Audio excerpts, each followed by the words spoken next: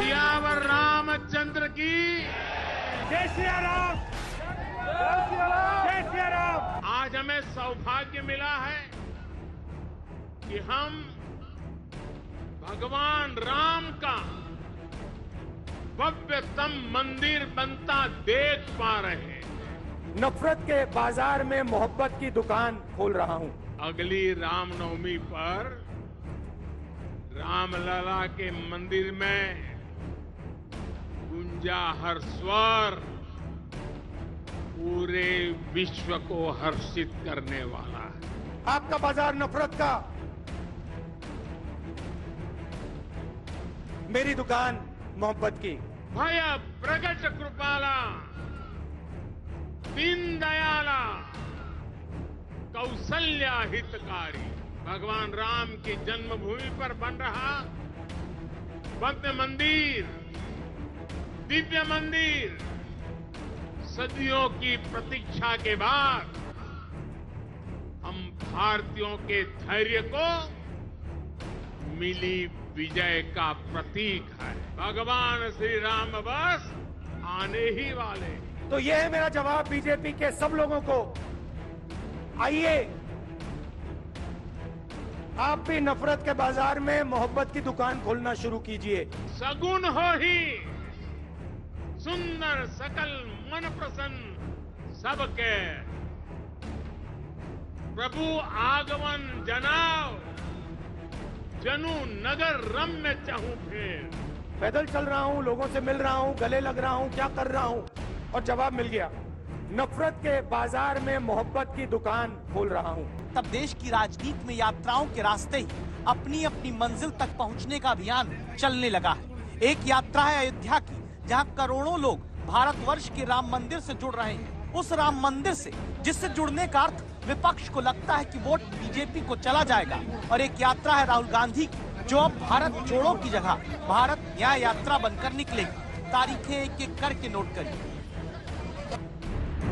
30 दिसंबर को सबसे पहले प्रधानमंत्री मोदी अयोध्या के श्री राम एयरपोर्ट का उद्घाटन करने पहुंच रहे हैं। उसके बाद प्राण प्रतिष्ठा कार्यक्रम की रूपरेखा 15 जनवरी से शुरू हो जानी है, जब रामलला की प्राण प्रतिष्ठा वाली मूर्ति गर्भगृह में लाई जाएगी। 16 जनवरी को प्राण प्रतिष्ठा का पहला कार्यक्रम अधिवास अनुष्ठान शुरू होगा। 17 जनवरी को रामलला के विग्रह को नगर भ्रमण के लिए निकाला जाएगा। 18 जनवरी को प्राण प्रतिष्ठा की विधि शुरू होगी। 19 जनवरी को यज्ञ अग्नि की स्थापना की जाएगी। 20 जनवरी को गर्भगृह को 81 कलश सरयू जल से धुलकर वास्तु पूजा होनी है। 21 जनवरी को रामलला को तीर्थों के 125 कलश से स्नान कराया जाएगा। 22 जनवरी को मृगशिरा नक्षत्र में 82 सेकंड के मुहूर्त के भीतर प्राण प्रतिष्ठा होगी।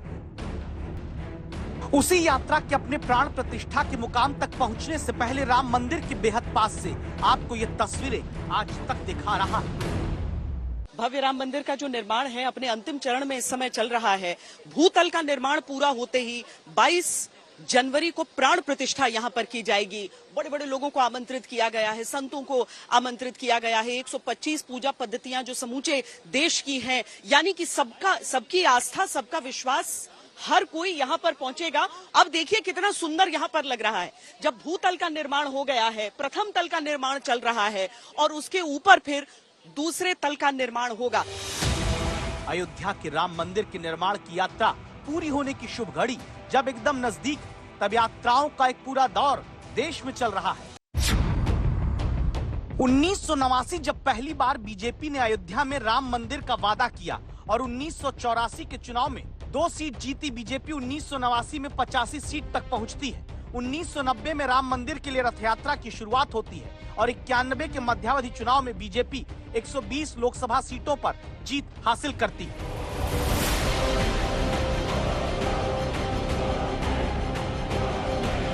नब्बे के दशक में तो बीजेपी का वोट और सीट राम मंदिर की राजनीति के साथ उफान पर चढ़ता है और फिर ऐसा लगने लगा कि राम मंदिर के मुद्दे से अब जितना सियासी लाभ होना था हो चुका। लेकिन फिर 2024 में जब राम मंदिर बनकर तैयार होगा, रामलला जब पहली बार अपने भव्य मंदिर में होगी, तब क्या राम मंदिर के साथ ही 2024 में बीजेपी 50% से ज्यादा वोट का लक्ष्य हासिल कर लेगी?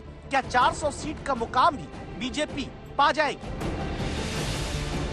बीजेपी के लक्ष्य की इस यात्रा में कितनी सफलता मिलेगी, ये निर्भर करता है कांग्रेस और उसके इंडिया गठबंधन की यात्रा का असर कितना होगा। मोदी जी को इतना घमंड आया है, इलेक्शन से पहले ही कहते हैं कि 400 सीट जीतेंगे। तो क्या मतलब भाई, 400 सीट जीतने का क्या है तुम्हारे पास? इतने पॉपुलर तो नहीं है। राहुल गांधी की इस बार की यात्रा दक्षिण से उत्तर नहीं, पूरब से पश्चिम आ रही है, जो 14 जनवरी से शुरू होगी, 20 मार्च तक चलेगी। यानी अयोध्या में राम मंदिर प्राण प्रतिष्ठा कार्यक्रम के ठीक बीच में राहुल गांधी मणिपुर से मुंबई तक 14 राज्यों के 85 जिलों में चलेंगे। मणिपुर से शुरू होकर ये यात्रा नागालैंड, असम, मेघालय, पश्चिम बंगाल, बिहार, झारखंड, ओडिशा, उत्तर प्रदेश, छत्तीसगढ़, राजस्थान, गुजरात और महाराष्ट्र में जाकर खत्म होनी। यानी राहुल गांधी 67 दिन में 6200 किलोमीटर की यात्रा करेंगे।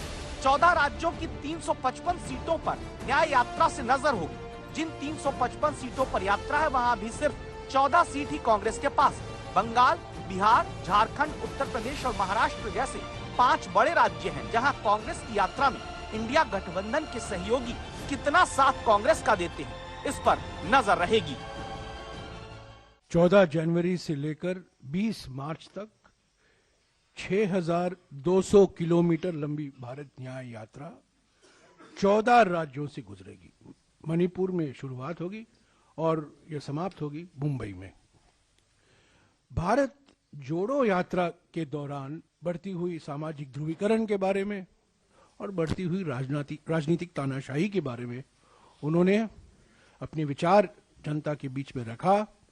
वो मन की बात नहीं थी, वो जनता की चिंता थी। जनता इनका असली चेहरा जान चुकी है, जो भगवान राम को काल्पनिक बताते हैं, जिनके अपने अलायंस पार्टनर सारे एक के बाद दूसरा सनातन धर्म को नीचा दिखाने का काम करता है, हिंदू को अपमानित करने का काम करता है। और यही नहीं, एक के बाद दूसरा इनका नेता बार बार एक से दूसरा हल्का बयान कर रहे हैं।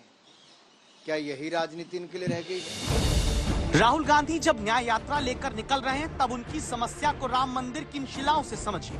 राम मंदिर के पास रखी ये वो शिलाएं हैं जिन्हें जोड़ने के लिए खास शैली का प्रयोग होता है। पहले इसे देखिए। ये देखिए, इनको देखकर आपको समझ में आ जाएगा कि क्यों यहाँ पर मंदिर निर्माण में लोहे की आवश्यकता, धातु की आवश्यकता नहीं पड़ी।